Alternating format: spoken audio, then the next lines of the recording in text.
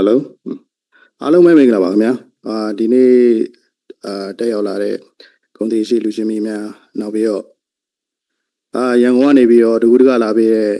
MES ဆုခရာကြီးနဲ့ဆရာမကြီးဒေါက်တာကေတီလွင်ရောနောက်ပြီးတော့ပါဝင်ကူညီအားပေးပေးကြတဲ့ညီလေးတွေရောonline မှာလည်းတက်နေတဲ့ညီကိုမောင်မတွေ engineering ညီကိုမောင်မတွေအားလုံးကိုဒီကနေပြီးတော့ဥစားပထမနှုတ်ခွန်းဆက်တာပါတယ်ကျွန်တော်နာမည်ကတော့ Tommy ပါလောလောဆယ်ကတော့ကျွန်တော် GFE မြန်မာကုတ်တက်စေးမှာ Senior Engineer အနေနဲ့ Technical Service ပေါ့နော်တာဝန်ယူထားပါတယ်ကျွန်တော်ကတော့Perth Australia Perth မှာကျွန်တော် Civil and Construction Engineering နဲ့အောင်ခဲ့ပြီးတော့ကျွန်တော်အဲ့မှာလည်းကျွန်တော်အလုပ်လုပ်ခဲ့တယ်များသောအားဖြင့်ကတော့ကျွန်တော်ရဲ့ background civil ဖြစ်တဲ့အတွက်ကြောင့်မလို့ကျွန်တော် structure နဲ့ကျွန်တော်အလုပ်လုပ်တယ်ပေါ့နော်။မြန်မာပြည်ပြန်လာတော့လည်းကျွန်တော်ဒီမှာ Myha မှာကျွန်တော်အလုပ်လုပ်တယ်။ဘယ်မှာတွေလုပ်လဲဆိုတဲ့အခါကျတော့ကျွန်တော်ဒီ Peninsula နဲ့ပေါ့ landmark ပေါ့နော်။အဲ့မှာကျွန်တော်တာဝန်ယူတယ်။နောက်ပြီးတော့ကျွန်တော်အဲ့အနေပြီးတော့မှကျွန်တော်ဒီ GFE မြန်မာ Coast District မှာအလုပ်လုပ်ခဲ့နေရတော့အခုဆိုရင်10နှစ်ကျော်9နှစ်နီးပါးလောက်တော့ရှိနေပြီပေါ့နော်။ဆိုတော့ကျွန်တော်ကလည်းနောက်ဆုံးဖြစ်နေရဆိုတော့ဗောနော်နည်းနည်းလေး audience ကလည်းနည်းနည်းလေးပြင်းနေမှာဆိုတော့ကျွန်တော်presentation ပေးတဲ့အခါမှာလည်းအရင်ကြီးနဲ့မပြင်းအောင်နောက်ပြီးတော့နဲ့မေးခွန်းလေးတွေနဲ့လည်းကျွန်တော်ပြန်အလန်လေးတွေနဲ့သွားပြီးတော့ဗောနော်အဲ့လိုမျိုးလေးလုပ်မလားလို့ဆိုတော့နောက်ပြီးတော့ဒီကျွန်တော်တို့ကGFE ဆိုတဲ့အခါကျတော့ကျွန်တော်အမိုးပြားကြီးဆိုတော့ကျွန်တော်ဒီဥစ္စာကိုပဲကျွန်တော်နည်းနည်း emphasize လုပ်မယ်နောက်ပြီးတော့ဒီက engineering ညီကိုမောင်နှမတွေတီးထိုက်တယ်ဒါမှမဟုတ်ဆိုလည်းနည်းနည်းအဝဲဖြစ်စေမဲ့တချို့ဟာလေးတွေကိုလည်းကျွန်တော်မျှဝေပေးခြင်းနဲ့အဲ့ဒါကြောင့်လည်းကျွန်တော်ဒီ presentation လေးကိုလုပ်ဖြစ်တာပေါ့နော်ဆိုတော့အရင်ဆုံးကတော့ကျွန်တော်တို့ဒီ galvanizing ပေါ့နော် galvanizing ရဲ့အတိတ်ပဲဖွင့်ဆိုချက်နောက်ပြီးတော့ galvanizing ဆိုတာဘာလဲခုနကတော့ကျွန်တော်ဆရာကတော့သူကတော့ဆရာ Ishida ဆန်ကတော့သူကတော့ပြောခဲ့တာပေါ့နော်galvanizing line မှာဘယ်လိုတွေလုပ်လဲသူရဲ့ manufacturing process ဆိုတော့ပြောခဲ့ပေမဲ့ဒီ product detail ပေါ့နော်တကယ်ကျွန်တော်တို့ကအသုံးပြုတဲ့ user တွေဖြစ်တဲ့အတွက်ကြောင့်မို့လို့ product detail ကိုဘယ်လိုမျိုးခွဲခြားပြီးတော့သိရမလဲဒါမှမဟုတ်ဆိုရင်ဒီလောလောဆယ်ကျွန်တော်တို့မြန်မာ market ထဲမှာရှိနေတဲ့ product တွေကိုကျွန်တော်တို့ဘယ်လိုမျိုးခွဲခြားပြီးတော့ကျွန်တော်တို့သွားပြီးတော့ရိုးတန်းလူတော့ကတော့engineer မပြောနဲ့ကျွန်တော်တို့ရိုးတန်းဆောက်လုပ်ရေးလူတွေပါညာတွေအစအမိုးပြားဆိုရင်သိပြီးတော့ကြီးမဆိုင်ကြဘူးပေါ့နော်အဲ့တော့ဝယ်တဲ့ခါမှာဘယ်လိုဝယ်မလဲဘယ်လိုသိဖို့လိုလဲဆိုတဲ့ဟာလေးပေါ့နော်ကျွန်တော် knowledge sharing အနေနဲ့ကျွန်တော်ကတင်ဆက်ပေးချင်တာပါဆိုတော့ galvanizing ပေါ့နော် galvanizing ကပထမအဆုံးဘယ်လိုလဲဆိုရင်ကျွန်တော်တို့ကဒီတံပြားပေါ်မှာကျွန်တော်တို့ဒီ rust တွေ corrosion တွေမဖြစ်အောင်အရင်ဆုံးကျွန်တော်တို့က metallic coating ပေါ့နော်သတ္တု coating တင်တာကိုကျွန်တော်တို့က galvanizing လို့ခေါ်တယ်ပေါ့နော်ဆိုတော့ galvanizing မှာကျွန်တော်တို့ကဒီ silver gray finish ပေါ့နော်ဆိုတော့ spangle တွေပါတဲ့ဟာပေါ့ဆိုတော့ spangle ပါတဲ့ကျွန်တော်ဒီဟွာတွေမှာဆိုရင်မေးတဲ့လူတွေရှိတယ်ကျွန်တော်က spangle ပါမှသတ္တု coating တင်ထားတာspangle မပါဘူးဆိုသတ္တု coating တင်တာမဟုတ်ဘူးဆိုပြီးကျွန်တော်ညင်းတဲ့လူတွေရှိတယ်ဆိုတော့တကယ်ကတော့ spangle ကပါတာမပါတာနဲ့မဆိုင်ကျွန်တော်ညာဘက်မှာပြထားတဲ့ပုံတိုင်းပဲပေါ့နော်ဆိုတော့ spangle မှာအမျိုးမျိုးရှိတယ်ကျွန်တော်0 spangle ဆိုတာလည်းရှိတယ် spangle လုံးဝမပါတဲ့ဟာပေါ့နော်ဆိုတော့သူကပြီးတော့မှ spangle ဆိုတာဒီမှာတော့ငချင်းကွက်လို့ခေါ်တာပေါ့ဆိုတော့ regular spangle ရှိတယ်ဒါမှမဟုတ်ဆိုရင်လည်းတကယ် large spangle တွေလည်းရှိတယ်ဆိုတော့ spangle အမျိုးမျိုးနဲ့မှာကျွန်တော်တို့ကသတ္တု coating တင်တာပေါ့နော်ဆိုတော့သတ္တု coating မှာကျွန်တော်တို့ကအမျိုးမျိုးရှိတဲ့အထဲမှာဥပမာဒီ spray လုပ်မလား electro chemically လုပ်မလားအမျိုးစုံထဲမှာကျွန်တော်ကဒီ hot dip galvanizing ဥစ္စာကိုနည်းနည်း emphasize လုပ်ချင်တယ်ပေါ့နော်ဆိုတော့ hot dip galvanizing မှာကျွန်တော်တို့က2မျိုးရှိတယ်ကျွန်တော်က batch galvanizing နဲ့ continuous galvanizing ဆိုပြီး2မျိုးရှိတယ်ဆိုတော့ batch galvanizing ကတော့များသောအားဖြင့်ဘယ်မှာတွေလဲဆိုတဲ့အခါကျတော့ကိုတို့ဒီကျွန်တော်ဒီ engineering မှာသုံးတာရှိတယ်ဒီ hot roll တွေမှာကျွန်တော်တို့ကသုံးတာများတယ်ဆိုတော့ဒီ girder တွေတို့ဟာလာကျွန်တော် beams တွေ columns တွေအဲ့ဒါတွေတောင်းမို့ဆိုလဲနောက်ဆုံးပိတ်ဒီ screw တွေအစကျွန်တော် batch galvanizing နဲ့သွားရတယ်ပေါ့ဆိုတော့ကျွန်တော်တို့ဒီလိုမျိုး sheet ဥစ္စာတွေကကြတော့ sheet တွေကဘယ်လိုလဲဆိုတဲ့အခါကျကျွန်တော်ဒီအမိုးပြားတွေမှာကျွန်တော်က sheet တွေရှိမယ်ဒါမှမဟုတ်ဆိုဒီကားတို့ဟုတ်လားနော်ဒီ electrical ပစ္စည်းတွေတို့ဆိုရင်ဒါကျွန်တော်တို့က sheet metal တွေဖြစ်ကုန်ပြီဆိုတော့အများသောအားဖြင့် cold roll တွေပေါ့နော်အဲ့မှာတွေဆိုရင်တော့ကျွန်တော်တို့က continuous galvanizing နဲ့သုံးတယ်ပေါ့ဆိုတော့ galvanizing မှာ2မျိုးပေါ့နော်2မျိုးမှာကျွန်တော်တို့က zinc coated နဲ့ 55% aluminum zinc coated ဆိုပြီးတော့ရှိမယ်ဆိုတဲ့အခါကျတော့ကျွန်တော်ဒီ2မျိုးကိုလည်းကျွန်တော်ခွဲခြားပြီးတော့ကျွန်တော်ပြောသွားပေးမယ်ပေါ့နော်ဆိုတော့ zinc နဲ့ aluminum zinc ရဲ့ကွာခြားချက်လေးပေါ့နော်ဆိုတော့ zinc နဲ့အခုလောလောဆယ်ဒီမှာ market မှာတော့ dominate ဖြစ်နေတာပေါ့နော်အကုန်လုံးကတော့ GI ဆိုပြီးတော့ပြောနေကြတဲ့ product ပေါ့နော် PPGI တို့ GI တို့ဆိုတဲ့ဟာ zinc coated ထားပေါ့နော်ဆိုတော့သူကဒီအစားတော့ဟိုကိုအစားထိုးတိုက်စားခံတယ်ဒါကြောင့်မို့ကျွန်တော်တို့ကတော့ sacrificial protection လို့ခေါ်တယ်ပေါ့နော်သူကလေတွေထဲမှာပါတဲ့ oxygen တွေနဲ့ဒီ zinc ကတက်ပြူတယ် zinc oxide ဖြစ်ပြီးတော့သူကအစားထိုးပြီးတိုက်စားခံတယ်ပေါ့ဒါပေမဲ့ aluminum zinc မှာကျတော့သူကဘာဖြစ်လဲဆိုတဲ့အခါကျတော့သူက aluminum zinc ကိုပါတဲ့အတွက်ကြောင့်မို့လို့ zinc ကသူက zinc oxide ဖြစ်ပြီးတော့အမြန်ဆုံးတိုက်စားပြီးသွားတဲ့အခါမှာသူ aluminum ကြံခဲ့တယ် aluminum ကြံခဲ့ပြီးတော့သူအကာအကွယ်လွှာအနေနဲ့ပေးတယ်ပေါ့ဆိုတော့ဒါကြောင့်မလို့သူက sacrificial and protection barrier ပေါ့နော် barrier protection လို့ကျွန်တော်တို့ကခေါ်တယ်ဆိုတော့ဒီ lab test ပေါ့နော်ဒါကျွန်တော် online မှာသူတကယ်စာတမ်းပြုစုထားတဲ့လူတယောက်စီကနေပြီးတော့ဆိုကျွန်တော်ကြည့်ရတာဆို Z275 ပေါ့နော်ဒါကတော့နိုင်ငံခြားမှာဆိုရင်တော့ဒါ275ဒါသူတို့ရဲ့အောက်ထစ်သုံးတဲ့ဟာပေါ့ဆို Z275 နဲ့ AZ150 ကိုသူကရှင်းထားတယ်ဆိုရင်နဲ့ဆို Z275 က AZ150 ရဆိုရင်သူက၄ဆပို့ပြီးတော့ဟို AZ150 ကတားရှိခံတယ်ဆိုတော့ဗမာပြည်မှာရှိနေတဲ့ဟာတွေကဟို Z275 မပြောနဲ့သူ့တဝက်တော့မရှိဘူးသူ့တဝက်120တော့မရှိဘူးဆိုတဲ့အခါကျတော့ကျွန်တော်တို့ဒီများသောအားဖြင့်ဆိုရင်ကျွန်တော်တို့ဒီမှာတွေ့ရတဲ့ဟာတွေက Z40 တို့ဘလို့ဆုံးမှ Z60 ပဲရှိတယ်ဒါကျွန်တော်တို့ဒီ lab ထဲမှာကျွန်တော်တို့ရဲ့ဒီ JV lab ထဲမှာဆိုကျွန်တော်တို့နှစ်စဉ်တဲ့တိုင်းကျွန်တော်တို့ဒီ product ဟိုစာ comparison တွေလုပ်တယ်ပေါ့နော်အဲလုပ်တဲ့ခါကျရင်များသောအားဖြင့်ဒီမှာ dominant ဖြစ်နေတဲ့ဒီ PPGI product တွေမှာဆိုရင်များသောအားဖြင့်တွေ့ရတဲ့ဟာ Z40 Z30 တချို့ဟာတွေဆိုတက်တောင်နေသေးတယ်ဆိုတဲ့အခါကျတော့ဒီ product တွေနဲ့ကျွန်တော်တို့ဒီ AZ တရားဟာနဲ့ကျွန်တော်တို့ရှင်းနေဆိုရင်ပေါ့နော်အနည်းလေးဒီမှာကျွန်တော်တို့ဒီဘက်ဒီမှာဆိုရင်တော့note ဆက်မှာကြည့်နိုင်ပါတယ်6ဆလောက်ပို့ပြီးတော့ဟိုအကာအကွယ်ပေးနိုင်တယ်ပေါ့ဆိုတော့ကျွန်တော်ဒီမှာ Z40 တို့ AZ တရားတို့ပြောတဲ့အခါပေါ့နော်ဆိုတော့ဒီမှာတော့ဟိုကိုဟာရှိပြီးပေါ့နော်ဒီမှာအဖြေကတော့ရှိနေပြီဒီကညီကိုမောင်နှမတွေ engineer ညီကိုမောင်နှမတွေ Z40 ဆိုတော့ဘာလဲ Z150 ဆိုတော့ဘာလဲဆိုတော့ဟိုဝယ်ယူ30တဲ့ခါကျရင်သိကြလားမသိဗျာ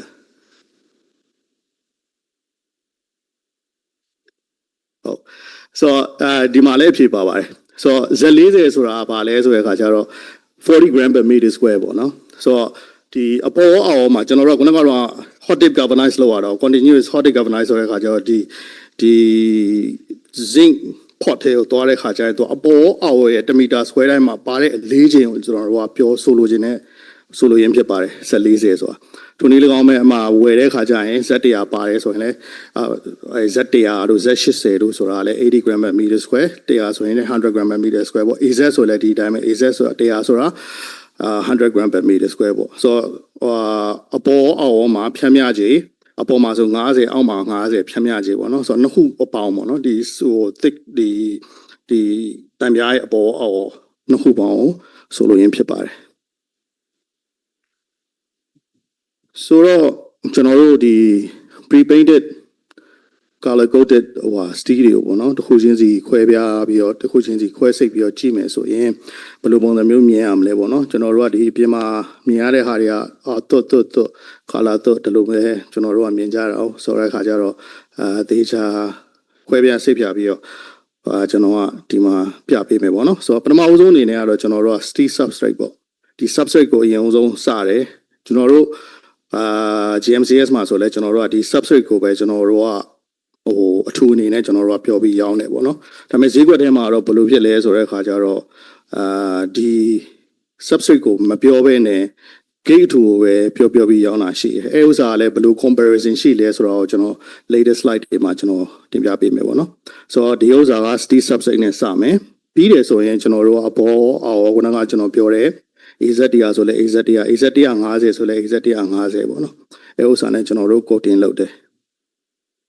ဆိုတော့ကျွန်တော်တို့ဒီ aluminum zinc coating ကိုလုပ်ပြီးတဲ့အခါကျရင်ကျွန်တော်တို့ကpre treatment layer ပေါ့နော် pre treatment layer လုပ်တယ်ဆိုတော့ pre treatment layer လုပ်ခြင်းအပြင် pre treatment ကဘာလဲဆိုတဲ့အခါကျတော့သူကbasically သူကဟို chemical ဆေးချလိုက်တဲ့သဘောမျိုးပေါ့နော်အပေါ်မှာပါတဲ့ကားတို့ပေါင်းညာတို့တုတ်တယ်ဆိုရင်လည်းကျွန်တော်တို့ဒီ alcohol နဲ့ဆေးသလိုမျိုးပဲပေါ့နော်ကားပူကောင်းအောင်ပေါ့အညစ်အကြေးတွေဖယ်တယ်ကားပူကောင်းအောင် သူကနော် corrosion မှာလည်းဟို inhabits လောက်အောင်ပေါ့နော်ဆိုတော့ကျွန်တော်တို့ကဒီ pre-treatment layer နဲ့ကျွန်တော်တို့ဆေးချတယ်ပြီးတော့ရင်ကျွန်တော်တို့က primer တင်တယ်ဆိုတော့ primer ကတော့ခန်းစည်းတင်ရတယ်ခန်းစည်းကဘာကြောင့်အရေးပါလဲဆိုတဲ့အခါကျတော့ဒီခန်းစည်းကမေးဖို့လိုတယ်ပေါ့နော်ကျွန်တော်တို့ဒီဝယ်မဲ့သုံးဝယ်ပစ္စည်းတွေမှာ primer ပါတာလားမပါတာလားအဲ့ဒါမျိုးလည်းအရေးကြီးတယ်ဆိုတော့အခါကျတော့ဒီ primer ပါခြင်းအပြင်အကိုတို့လည်းသိမှာပေါ့နော်ခန်းစည်းပါခြင်းအပြင်ဒီ wall တွေမှာတုတ်တာပဲဖြစ်ဖြစ်ကားဆေးမှုတ်တာပဲဖြစ်ဖြစ် primer ပါတာကဒီအပေါ်က imperfection တွေကိုကျွန်တော်တို့ကအုပ်ပေးနိုင်တယ်ထို့နည်း၎င်းပဲပို့ပြီးတော့သူကတာရှိခန္ဓာကိုလည်းဟိုဆောင်ရွက်ပေးနိုင်တယ်ပေါ့နော်ဆိုတဲ့အခါကျတော့ primer ကျွန်တော်တို့ကုတ်တယ်အပေါ်အောက်မှာကုတ်တယ်ပြီးတော့မှသာအပေါ်ကနေပြီးတော့top coat အောက်ဘက်ကနေပြီးတော့ back coat ပေါ့ဆိုတဲ့အခါကျတော့ဒီတန်များတစ်ပြားရဲ့ဖွဲ့စည်းတည်ဆောက်ပုံတွေက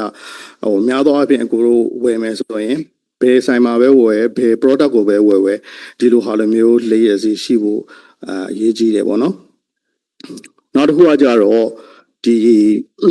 ဟိုပြီးသွားပြီဆိုရင်ကျွန်တော်ဖိန်ကြောင်းလေးကျွန်တော်နည်းနည်းရှင်းပြပေးခြင်းတယ်ဖိန်ကလည်းဘာလို့လဲဆိုတဲ့အခါကျတော့ဖိန်ရဲ့ quality ပုံမှာမူတည်ပြီးတော့ဒီသူ့ပြားရဲ့တာရှိခန့်ခြင်းမခန့်ခြင်းဆိုတာကလည်းဒီ paint quality ပေါ်မှာလည်းမူတည်တယ်ပေါ့ဆိုတော့ paint မှာဆိုရင်ကျွန်တော်တို့ကဒီမှာအားလုံးပေါင်း၄ခုပေါ့နော်ဒီ၄ခုနဲ့ကျွန်တော်ဖွဲ့စည်းထားတယ်ဘာလဲဆိုရင် pigment resin solvent နဲ့ additive ဆိုပြီးတော့ဖွဲ့စည်းထားတယ်ဆိုတော့ pigment ဆိုတာကတော့ကျွန်တော်တို့အရောင်တွေပေါ့နော်အနီဆိုလဲအနီရောင်အပြာဆိုလဲအပြာရောင်ဆိုတော့အဲ့လိုဟာလိုမျိုးအခဲပေါ့ပြီးရဆို resin တော့ resin ကတော့အရေးကြီးတယ် pigment နဲ့ resin တွေကတကယ်တော့ quality ကောင်းမှုအရေးကြီးတယ် pigment မှာဆိုလဲ organic ရှိတယ် non organic ရှိတယ် organic နဲ့ non organic မှာဆိုရင်တော့သူ့ရဲ့ကောင်းကျိုးဆိုးကျိုးပေါ့နော်သူ့ရဲ့ advantage and disadvantage တွေရှိမယ်ဒါပေမဲ့ resin ကကြတော့သူကကြတော့ဘာလဲဆိုရင်ကျွန်တော်တို့ polyester တို့ super polyester တို့သုံးတဲ့ပုံမှာမူတည်ပြီးတော့သူကဖိန်တစ်ခုရဲ့ဟိုကောင်းခြင်းဆိုးခြင်းဆိုတာနောက်ပြီးတော့ဟိုပေါ်ခြင်းမပေါ်ခြင်းပေါ့နော်ဈေးကြီးခြင်းပေါ့အဲ့ဒါကွာခြားသွားတယ်ဆို polyester ရှိမယ် super polyester ရှိမယ် SMP ရှိမယ် SMP ဆိုတာsilicon modified polyester ပေါ့နော်နောက်ပြီးတော့ PVDF ဆိုတာရှိမယ် PVDF ကတော့ဈေးကြီးဆုံးပေါ့ပြီးတော့ solvent ကကြတော့ဒီ alcohol လို့မျိုးပေါ့သူက binding product ပေါ့ဆိုတော့ဒီခုနကတော့အဆိုင်ခဲနှစ်ခုကိုသူက binder လောက်ရတဲ့ဟာပေါ့ပြီးတော့မှဒါ additive ထည့်မယ် additive ကကြတော့သူကတော့ enhance လုပ်ပေးတာပေါ့ဆိုတော့ဒီ glossy ဖြစ်ချင်တာကတော့နောက်ပြီးရင်ဟို anti dust proof ပေါ့နော်လို့မ dust တွေပါညာမတင်အောင်လုပ်တာတော့ဘာညာတော့သူကဟိုထပ်ပေါင်းပြီးတော့ထည့်တဲ့ additive တွေပေါ့ဆိုတော့အဲ့၄ခုပေါင်းတော့မှသာကျွန်တော်တို့ paint တစ်ခုရတာဆိုတော့ကျွန်တော်တို့ရဲ့ supplier ပေါ့နော် supplier မှာဆိုတော့သူက ratio လေးရှိတယ်သူတို့ရဲ့ဒီ additive နဲ့ pigment တွေ solvent တွေ resin တွေရဲ့ ratio ပေါ့နော်အဲ့လိုမျိုး ratio ပေါင်းဆက်ပြီးတော့မှသာ paint တစ်ခုရတာဆိုတော့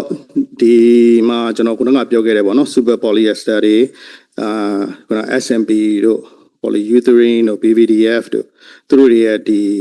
သူ့ရဲ့ကောင်းခြင်းဆိုးခြင်းဟာပေါ့နော်ကောင်းခြင်းဆိုးခြင်းနောက်ပြီးရဆိုရင်ဒီ general performance ပေါ့နော်ဆိုတော့ဒီပမာနောက်ပြီးတော့သူကဘာလဲဆိုတဲ့အခါကျတော့သူကရာသီဥတုနဲ့လည်းသူကသက်ဆိုင်သေးတယ်ရာသီဥတုနဲ့ဘာလဲဆိုတဲ့အခါကျတော့ကျွန်တော်တို့ Europe မှာသုံးတဲ့ resin ကိုမပိုင်းမှာသုံးလို့အဆင်မပြေဘူးဘာလို့လဲဆိုတဲ့အခါကျတော့ cracking တွေလိုက်နိုင်တယ်ဘာလို့လဲဆိုတော့သူကကြောက်သွေ့မယ်အေးတယ်ဥစ္စာမှာကျွန်တော်တို့ကကြာ humid ဖြစ်တဲ့နိုင်ငံ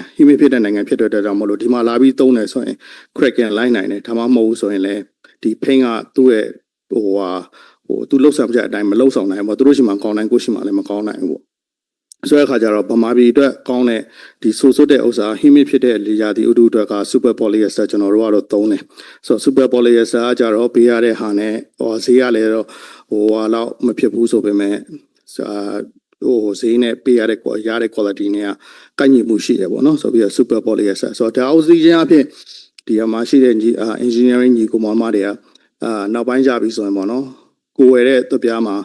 ဘာ resin သုံးထားတာလဲနောက်ပြီးရဆိုရင်zinc ကဘယ်လောက်ပါလဲaluminum zinc ကဘယ်လောက်ပါလဲဆိုတော့ကိုကဒီ gate ဥစ္စာကိုပဲကိုကသိစရာမလိုဘူးပေါ့ဆိုတော့ကျန်တဲ့ဟာတွေကလည်းအရေးကြီးတဲ့ဟာလေးတွေကိုကျွန်တော်ကဟိုရှင်းပြပေးခြင်းတာပေါ့နော်ဆိုတော့နောက်ပြီးရဆိုရင်ဒီကုမ္ပဏီတိုင်းမဟုတ်ဘူးအခုတို့ဘယ်ကုမ္ပဏီပဲဝယ်နောက်ဆုံးမိတ်တရုတ်ကတော့မပါလာဘူးထင်တယ်ပါလဲဆိုတော့တရုတ်မှာတော့ကျွန်တော်ဒီလိုဟာလိုမျိုးတွေကျွန်တော်သိမတွေ့ရအောင်ဆိုတော့အများသောအားဖြင့်တော့ကိုရီးယားတို့ဗီယက်နမ်တို့ ထိုင်ဝမ်ဆိုလဲပါတယ်ဆိုတော့သူတို့တွေမှာဆိုရင်တော့ကိုတို့တောင်းကြည့်လို့ရတယ်ဒါကျွန်တော်တို့ရဲ့ဥစ္စာကတော့ကျွန်တော် brochure ထဲမှာအစားကျွန်တော်ထည့်ထားရပေါ့နော်ဆိုတော့သူရဲ့ layers ရဲ့အသီးသီးဟိုဥစ္စာတွေပေါ့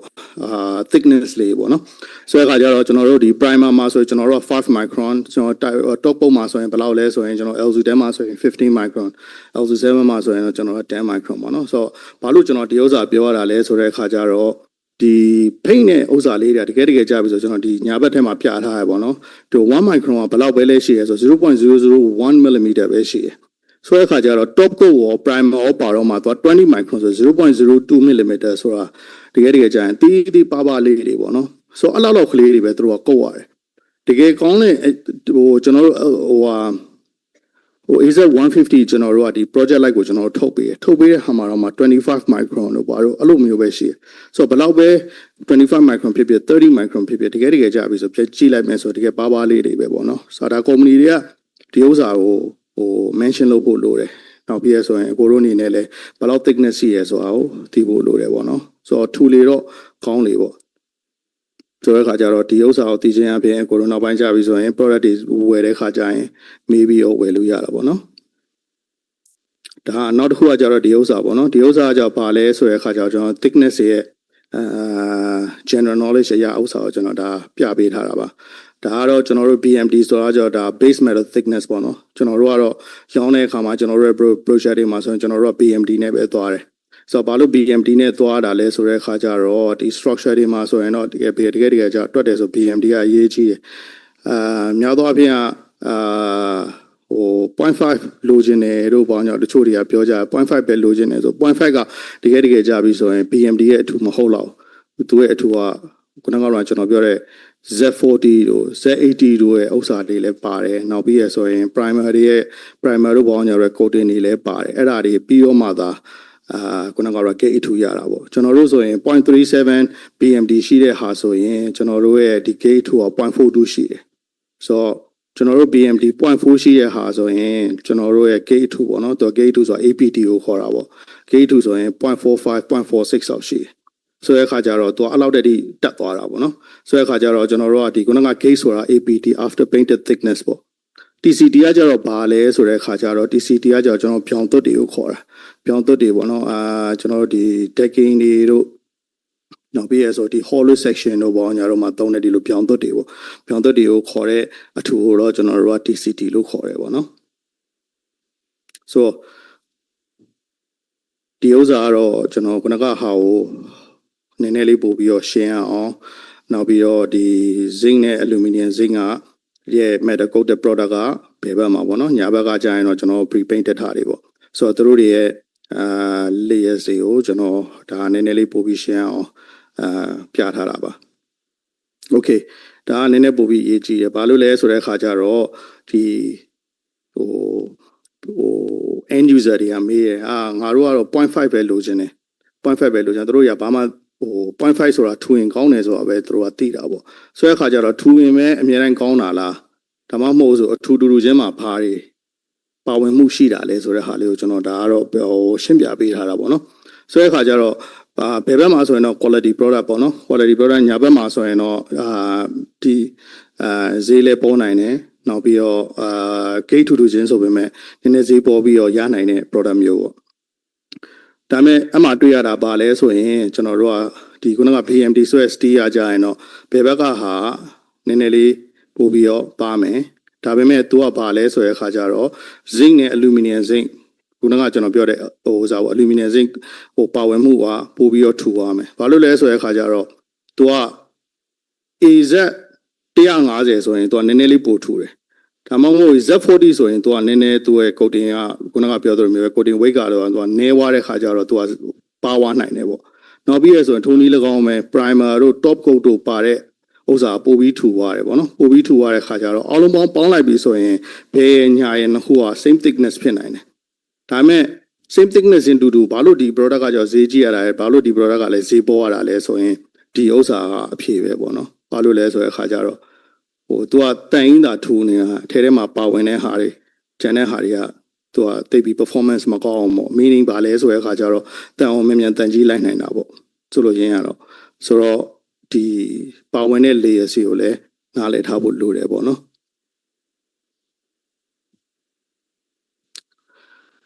နောက်တစ်ခုကကြတော့ဒီဥစ္စာကကြတော့ဗာလဲဆိုတော့ကျွန်တော် strength ပေါ့နော်များသောအားဖြင့်ဒီအမိုးရဲ့ strength ကိုကျွန်တော်တို့ကျွန်တော်ရင်တော့ structure တွက်တော့လည်းလစ်လူရှူထားတာများပါတယ်ဘာလို့လဲဆိုတော့အမိုးကတိတ်ပြီးတော့မဖြစ်ဘူးဆိုပြီးတော့ဒါပေမဲ့ဒီ strength တို့ဒီအရာဖြင့်ဘာဖြစ်လဲဆိုတဲ့အခါကျွန်တော်တို့ဒီပေါ့ live load တွေပါညာတွေကိုတွက်တဲ့ဥစ္စာတော့ဘာလဲဆိုတော့ဒီကျွန်တော်တို့ service တွေပါညာ service load တို့ပါလို့ရှိတော့ဆိုတော့ service load တို့ပါညာတို့ဖြစ်တယ်ဆိုရင်ဒီဥစ္စာတန်ရဲ့ပြော့ခြင်းမှာခြင်းကလည်းဒီမှာအရေးကြီးတယ်ပေါ့ကျွန်တော် span တွေပါညာဥပမာဒီအောက်ဘက်က Berlin တို့ပါညာတို့ရဲ့spacing တွေပါညာတွေရဲ့ဥစ္စာကိုလည်း short ချပေးနိုင်တာပေါ့နော် strength ကောင်းတယ်ဆိုရင်ပေါ့ဒါပေမဲ့ဒီမှာတော့များသောအားဖြင့်သုံးတာကတော့ strength ကတော့ကျွန်တော်တို့ဒီချိုးလို့ကောင်းတယ်ဒီကျွန်တော်တို့ရဲ့ဒီအမိုးချိတ်တဲ့customer တွေကတော့ချိုးလို့ကောင်းတာများတဲ့အောက်စာကတော့ကျွန်တော်တို့290 megapascal တော့သုံးကြတာများတယ်ဒါပေမဲ့ဘယ်လိုလဲဆိုတဲ့အခါကျ span ကြီးသုံးတဲ့ဟာတွေပေါ့နော်ကျွန်တော်တို့ lock seam တို့ပါလို့ရှိရ seam lock တို့ပါလို့ရှိရခါကြရင်တော့အဲ့လိုဟာမျိုးတွေဆိုတော့နည်းနည်း strength များတာသုံးတယ်ဘာလဲဆိုရင်500 megapascal သုံးတာများတယ်ဆိုတော့ strength ကအရေးကြီးတယ်ဆိုတော့ကျွန်တော်ကဒီမှာနည်းနည်း point out လုပ်ပေးချင်တာပေါ့နော်ရေး strength နဲ့ tensor strength တွေကဆရာသမားတွေဒီ engineering ညီကောင်မတွေကလည်းပြောကြရတော့မလို့ပါဘူးဒါပေမဲ့ဒီဥစ္စာအကြတော့ကျွန်တော်အရင်သင်တန်းပေးနေကြတဲ့မှာထည့်ထားလို့ဒီဥစ္စာလေးကိုကျွန်တော်ပြပြတာပေါ့ဆိုတော့ကျွန်တော်တို့ဒီ year strength ကကျွန်တော်တို့ထဲမှာဆိုရင်တော့ကျွန်တော်တို့270 megapascal ပေါ့ GIS standard အတိုင်းပဲပေါ့နော် GIS standard မှာပါတယ်270 megapascal ကိုသုံးတယ်သူကကြတော့ချိုးလို့ကောင်းတယ်ပါပေါ့နော်ဆိုတော့အခါကျတော့270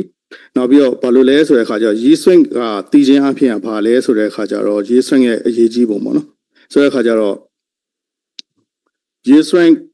ခုနကကျွန်တော်ရှင်းပြပေးခဲ့တဲ့အတိုင်းပဲပေါ့နော် year strength ကောင်းတဲ့အခါကျရင်ဘာလဲဆိုတဲ့အခါကျတော့ကျွန်တော် span ကိုများများရှိသုံးနိုင်မယ်ဆိုတော့ Berlin တွေကိုအများကြီးစိတ်ဆရာမလို့ Berlin ကိုကျဲသုံးနိုင်တယ်ပေါ့နော်ဆိုတော့Berlin စိတ်ရမယ့်ဟာတွေကကြာရင်တော့ခုနကတော့ year strength မကောင်းyear strength သိမရှိဘူးနောက်ပြီးတော့နည်းနည်းပို့ပြီးတော့နည်းနည်းပါတဲ့ဟာတွေပေါ့နော်အဲ့လိုဟာလိုမျိုးတွေဆိုရင်တော့Berlinကိုတော်တော်လေးစိတ်ကလေးသုံးအောင်ပါပေါ့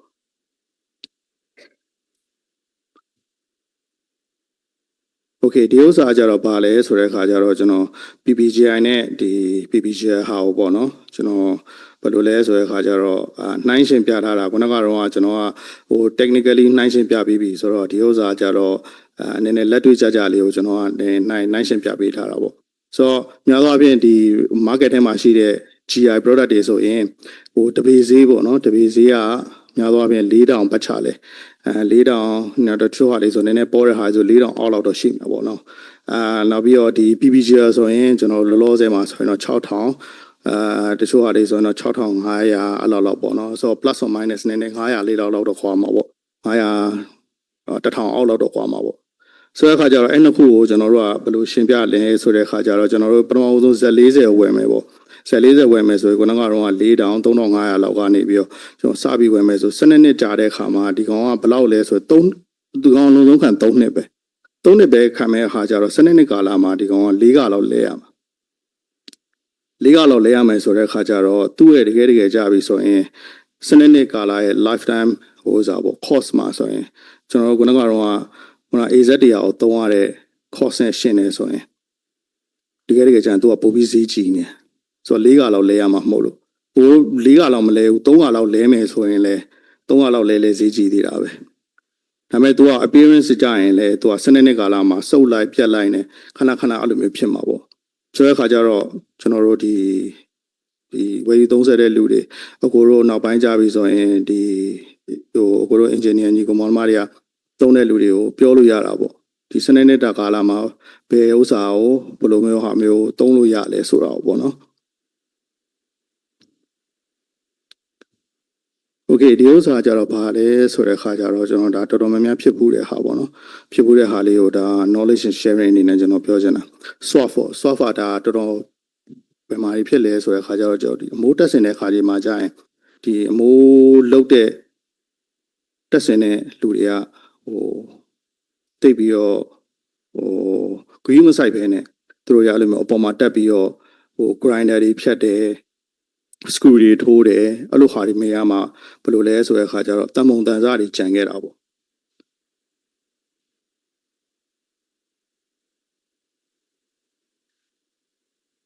ဆိုတော့ဒီမှာဆို drilling ပေါ့နော် drilling operation ရှိမယ် cutting ဆိုရင်တော့ကျွန်တော်တို့ဒီဟိုကြောက်ဖြတ်ဆက်တွေနဲ့ဖြတ်မယ်ဟလာနောက်ပြီးရဆိုဒီဥစ္စာကိုမှကျွန်တော်တို့ဟိုဒီအမှုံတွေကိုတခါတည်းလမ်းလျှောက်သွားတဲ့ခါကျရင်တနေရာလုံးအကုန်လုံးပြန့်ကုန်အောင်ပေါ့ဆိုတော့အဲ့ဒါတွေက soft တွေပေါ့နော်အဲ soft တွေကမဲမဲလေးတွေပဲစစောက်ဆုံးတွေးချင်မှာတော့ဘယ်သူမှသတိမထားမိဘူးဖုံဖုံလေးတွေလိုပဲထင်တယ်ဆိုတဲ့အခါကျတော့အဲ့ဖုံဖုံလေးတွေကမှဘာလို့ဖြစ်လဲဆိုတဲ့အခါကျတော့ဒီလိုစောင်းရသည်ဆိုအကြောင်းမဟုတ်ကျွန်တော်ကြံခဲ့တဲ့မိုးရသည်ဆိုရင်ပြဿနာတော်တော်ရှိတယ်ဘာလို့လဲဆိုတဲ့အခါကျတော့အဲ့မိုးရသည်ရောက်ပြီဆိုရင်ဒီကောင်ကတခါတည်းမိုးရွာလိုက်တခါတည်းပဲမိုးရွာလိုက်တာနဲ့ဘယ်လိုဖြစ်သွားလဲဆိုတဲ့အခါကျတော့ကျွန်တော်အရင်ဆုံးထားပြပေးခြင်းတယ်တခါတည်းမိုးရွာလိုက်တာနဲ့ဒီကောင်ကဒီလိုမျိုးအလိမ်မော်ရောင်နေဖြစ်ကုန်တာလိမ်မော်ရောင်နေဖြစ်ကုန်ပြီးတော့သူကအကုန်လုံးတန်ကြီးလိုက်တယ်လို့ဖြစ်ကုန်တာဆိုတော့ဒီဥစ္စာဘာကြောင့်ကျွန်တော်ပြရလဲဆိုတော့အခါကျတော့ကျွန်တော်ဒီရ engineering ညီကောင်မတွေတကယ်လို့ဒီရအထဲမှာရှိတဲ့ဟိုဆရာကြီးဆရာမတွေကအိမ်ဆောက်တဲ့လူတွေပါတယ်ဆိုရင်ဒီဆောက်လုပ်တက်ဆင်တဲ့လူတွေကိုလည်းကိုတို့ပြောပြပေးလို့ရအောင်ညွှန်ပြပေးလို့ရအောင်ပေါ့နော်ဒီဟိုသူများသောအားဖြင့်သူတို့တွေကဟိုသတိမထားမိကြအောင်ဟိုတက်ပြီးတော့မှသာဟာကိုတို့ဒီဥစ္စာကြီးကတော့တန်ကြီးလိုက်သွားပြီဆိုပြီးတော့သူတို့ကလာပြောကြတကယ်တကယ်တန်ကြီးလိုက်သွားတာမဟုတ်ဘူးခုနကကျွန်တော်တို့ soft တွေရှိတယ်အဲ soft တွေကမှမိုးရွာပြီဆိုကတ်သွားပြီး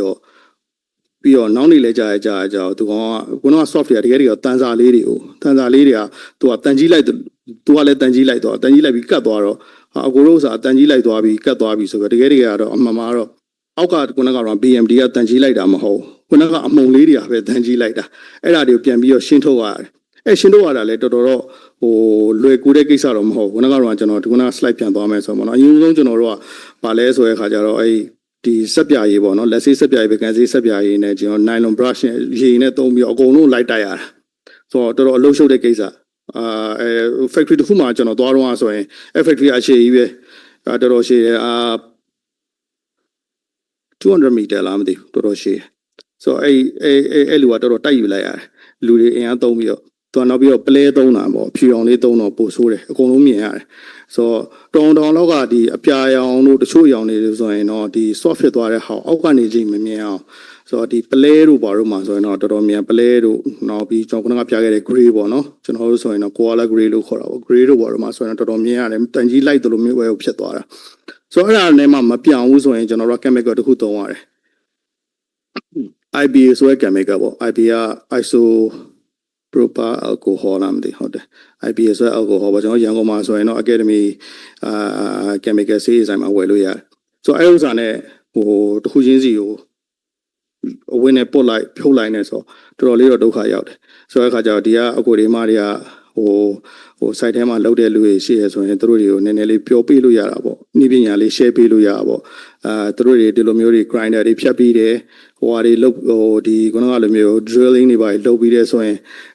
ပြန်ပြီးတော့ရှင်းခဲ့ပေးဖို့ပေါ့နော်ဆိုတော့ဒီလိုမျိုးပြဿနာတွေမဖြစ်အောင်ပေါ့ဆိုတော့ဒါလေးကကျွန်တော်က knowledge sharing အနေနဲ့ကျွန်တော်ပြောပေးချင်တာပါဆိုတော့ဒီထဲမှာဆိုရင်တချို့ဒီ chocolate ရောင်ဟာဆိုတော်တော်ဆိုးတယ်ဆိုတော့သူဆိုကျွန်တော်ဟိုကြည့်လိုက်တာသူကဟိုကိုးထဲလိုက်တာဟိုအောက်ကအသားတွေပါပေါ်ကုန်တာအောက်ကအသားတွေပါပေါ်ကုန်ပြီးတော့အကုန်လုံးတန်ကြီးလိုက်ကုန်တာပေါ့နော်ဆိုတဲ့အခါကျတော့ဒီသူ့ရဲ့ professional ကြာဖို့ပုံမှာလဲမူတည်သေးရပေါ့ဒီတက်ဆင်တဲ့လူရဲ့ဆိုတော့နောက်တစ်ခုကကြတော့ဗာလဲဆိုတော့ကျွန်တော်အမေးများတဲ့မေးကုန်ပဲဗျကျွန်တော်ဗာလဲဆိုတော့ condensation ဖြစ်တာရေသီးတာပေါ့ရေသီးတာခဏကျွန်တော်ဒီလိုမျိုးမန်းလေးတို့မိုးကုတ်တို့အဲ့လိုနေရာနေမှာဆိုရင်အဲ့လိုမျိုး condensation ဖြစ်တဲ့ဟာကိုကျွန်တော်ခဏမေးကြအဲ့လိုမျိုး condensation ဖြစ်တယ်ဘယ်လိုလုပ်ရမလဲအဲ့လိုမျိုး condensation ကတော့အခုတို့ဒီ engineer ဒီကောင်မတွေတည်ပြီးသားဖြစ်မှာပါ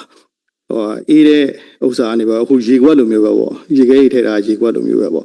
ဟိုရေကနေတဖြည်းဖြည်းနဲ့အပြင်မှာလောက်ပြီးရေသီးလာတယ်လို့မျိုးပဲပေါ့နော်အဲ့လိုရေသီးလာတာပဲသူကသူ့ပြားနဲ့မဆိုင်သူ့ပြားနဲ့ဟိုသူ့ပြားရဲ့ကောင်းခြင်းဆိုခြင်းဘယ်သူ့ပြားဖြစ်တကယ်ကို super duper ကောင်းနေတဲ့သူ့ပြားကိုပဲသုံးပေါ်တဲ့သူ့ပြားကိုပဲသုံး concentration ဖြစ်မှာပဲတကယ်လို့ ventilation မကောင်းအောင်ပေါ့ဆို ventilation အဓိကတော့ကောင်းဖို့လိုတယ်ဒီမှာဆိုရင်ကျွန်တော်တို့က course ကိုကျွန်တော်ပြထားတယ်ဆိုတော့ roof ventilation ပေါ်ဖြစ်တာဖြစ်နိုင်တယ်ဒါမှမဟုတ်ဆိုရင်ဒီ temperature difference ပေါ့နော်ဆိုတော့ indoor ရဲ့ temperature နဲ့ outdoor ရဲ့ temperature difference ဖြစ်နိုင်တယ် ဆိုတော့ဒီတယောက်တော့ဆိုရင်ကျွန်တော်ဘာပြောလဲဆိုတော့သူ့ရဲ့ ventilation ကမကောင်းတာလည်းဖြစ်နိုင်သလိုနောက်ပြီးလဲဆိုတော့သူကဒီအမူမူပြီးတော့မှအောက်ဘက်မှာ concrete ကိုသူကဖော်လို့နေဆိုတော့ဒီ concrete ရဲ့ heat ကလည်းထွက်နိုင်တယ်ဆိုတော့အထဲထဲမှာ तू က heat နည်းနည်းလေးရှိတာနဲ့ဒီကောင်က तू က cure ဖြစ်နေတော့မှ heat ထွက်တဲ့ခါကျတော့ဒီမှာ humid ဖြစ်သွားပါ humid ဖြစ်တော့အပြင်ကလည်းအေးနေ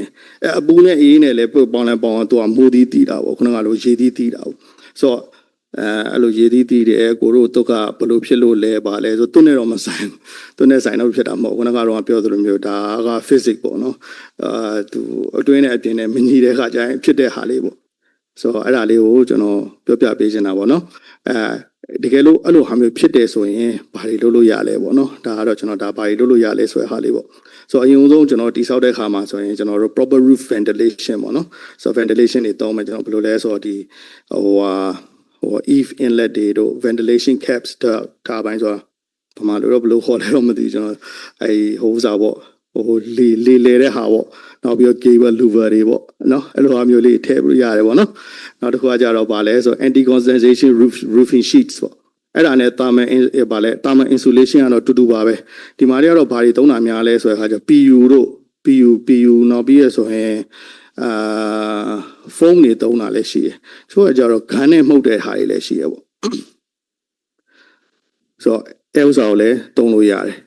ဆိုတော့ဒီဥစ္စာသုံးရအပြင်ဒီအပြင်နဲ့အထဲနဲ့ဒီ temperature difference ကိုညှိပြီးလို့ရတာပေါ့နော်နောက်တစ်ခုကကြတော့ဗာလဲဆို vapor barrier ပေါ့နော် vapor barrier ကတော့ဒီမှာသိပြီးသုံးလို့မရှိပါဘူးဒီဥစ္စာတော့ကျွန်တော်ဒီ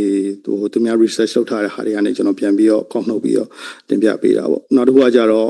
moisture ကို control လုပ်တာပေါ့အတွင်းနဲ့အပြင် moisture control လုပ်တာဆိုတော့များသောအားဖြင့်တော့ ceiling တက်လိုက်တယ်ဆိုရင်တော့ moisture control ကတော့တော်တော်လေးတော့အဆင်ပြေသွားမှာပါဒါတွေကဘယ်နှမှာဖြစ်ဖို့များလဲဆိုတဲ့အခါကျတော့ warehouse ဆိုပါတော့မှာဖြစ်ဖို့များတချို့ ceiling တွေမတက်ထားတဲ့ဟာတွေ warehouse တွေမှာစီနွားတွေတို့ချက်တွေတို့မွေးတဲ့ခါကျရင်အထဲတွေက heat တွေနဲ့အပြင်အေးတဲ့ဟာနဲ့ဖြစ်ပြီးတော့ဒီ temperature difference ဖြစ်သွားတဲ့ခါကျရင်ဒီလိုမျိုးဖြစ်နိုင်တယ်ပေါ့နော်။ ceiling တက်လိုက်တဲ့အခါ ceiling မှာရှိတဲ့ဒီ insulation တွေဘာညာနေဆိုရင်တော့ဒီလိုဖြစ်ဖို့ကတော့ရာဂိုင်းနှုန်းကတော့နည်းပါတယ်။နောက်ပြီးတော့အဓိကကတော့ဒီ ventilation ကောင်းဖို့ပေါ့နော်။ဒီ roofing ventilation ကတော့key factor ပဲပေါ့နော်။အဲ့လိုဟာမျိုးဆိုတော့ဒီ condensation ဟာလေးကိုကျွန်တော် share ပေးခြင်းဖြစ်ပါတယ်။ဆိုတော့ကျွန်တော်ရဲ့ presentation ကတော့ဒီနေ့ကတော့ဒီလောက်ပါပဲ။အကိုတို့မတို့တခြား question တွေများရှိသေးလားမသိဘူးဗျာ။ကျွန်တော်ပြောတာနည်းနည်းများသွားတယ်ဆိုတော့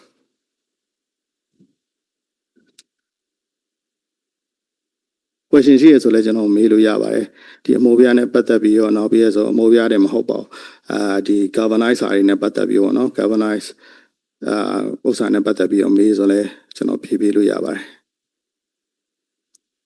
ဆိုအားလုံးဘာမှမရှိတော့ဘူးဆိုရင်ကျွန်တော်တို့ရဲ့ GFV မြန်မာကိုတက်စီရဲ့ဗီဒီယိုလေးနဲ့ကျွန်တော်ဒါလေးကိုကျွန်တော် play လုပ်ပြီးတော့ကျွန်တော်အဆုံးသတ်လိုက်မယ်နော်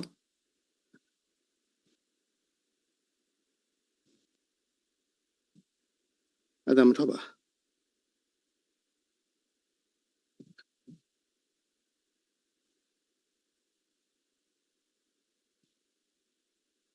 အဲ့ဒါအတမထွက်လို့ပြပါ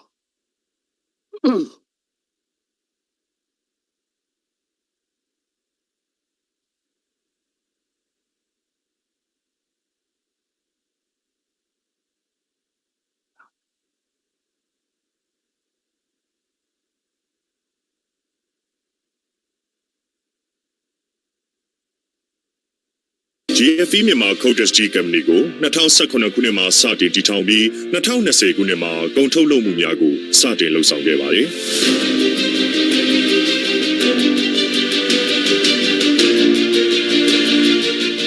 စတီဆိုတာဟာယနေ့ခေတ်လူဖွဲ့စည်းဖွံ့ဖြိုးတိုးတက်ရေးနဲ့ကမ္ဘာစီးပွားရေးတိုးတက်မှုတို့ကိုပံ့ပိုးပေးရန်အတွက်မရှိမဖြစ်အရေးပါတဲ့အခန်းကဏ္ဍမှာပါဝင်ပါတယ်။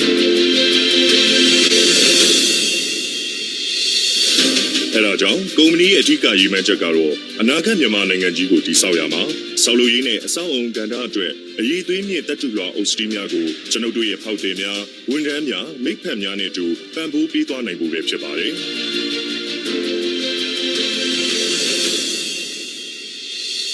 ကုမ္ပဏီမှာအလွှာအုပ်စည်းထုတ်ကုန်တွေကိုတစ်နှစ်လျင်မက်ထရစ်တန်ချိန် 9000 ထိထုတ်လုပ်နိုင်စွမ်းရှိပါတယ်။ အ အရေးသွေးစံချိန်စံညွှန်းတည်မြဲခြင်းဆိုတာဟာ GFE မြန်မာ Coatis Tea ရဲ့ core value များထဲမှာတစ်ခုပဲဖြစ်ပါတယ်။ဒါကြောင့်ကုမ္ပဏီရဲ့ Elzu ထုတ်ကုန်တွေကိုဂျပန်နည်းပညာရပ်များကိုအသုံးပြုပြီးပြည်တွင်းပြည်ပမှအတွေ့အကြုံရင့်ကျက်သောအင်ဂျင်နီယာများကျွမ်းကျင်ပညာရှင်များရဲ့ကြီးကြပ်ကွပ်ကဲမှုတို့ဖြင့်ထုတ်လုပ်ထားပါတယ်။ဒါအပြင်လုပ်ငန်းစဉ်တိုင်းကိုနိုင်ငံတကာစံချိန်စံညွှန်းများနဲ့ညီကမ္ဘာအဆင့်မီစက်ပစ္စည်းများကိုအသုံးပြုပြီးမြန်မာနိုင်ငံရဲ့ရာသီဥတုနဲ့ကိုက်ညီအောင်တိကျမှန်ကန်စွာစစ်ဆေးထုတ်လုပ်ပြီးမှမြန်မာနိုင်ငံနေရာနဲ့ရှိဈေးကွက်အတွင်းသို့ဖြန့်ဖြူးရောင်းချပေးလျက်ရှိပါတယ်။ GFE မြန်မာ Coatis Tea အနေဖြင့် pre-painted Coatis Tea ထုတ်လုပ်မှုလုပ်ငန်းအတွက် ISO 9001 Quality Management System အတိအမှတ်ပြုလက်မှတ်ကိုလည်းရရှိပြီးဖြစ်ပါတယ်။ထုတ်ကုန်များကိုအသုံးပြုတဲ့နေရာပေါ်မူတည်ပြီး12နှစ်အထိအာမခံပေးရအခါဈေးကွက်ထဲတွင်ပြိုင်ဘက်ကင်းသောအမတ်တစိတ်တစ်ခုအဖြစ်ရည်တည်လျက်ရှိနေပါတယ်။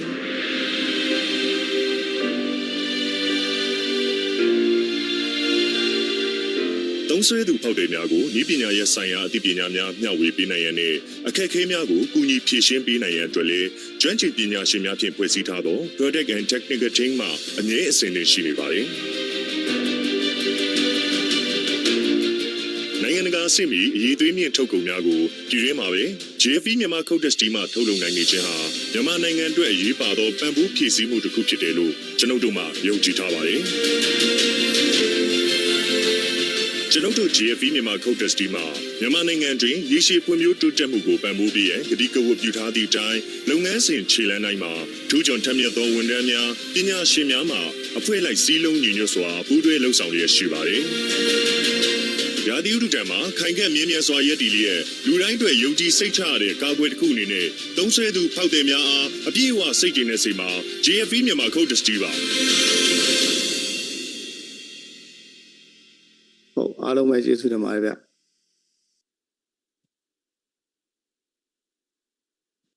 အခုလိုပြည့်စုံစုံတင်ပြဆွေးနွေးပေးသွားပါတော့ GFE မြန်မာ Coatis Tea မှာတာဝန်ရှိSenior Engineer ဖြစ်တဲ့ကိုတော်မီလင်းကိုအထူးပဲကျေးဇူးတင်ရှိပါတယ်ရှင်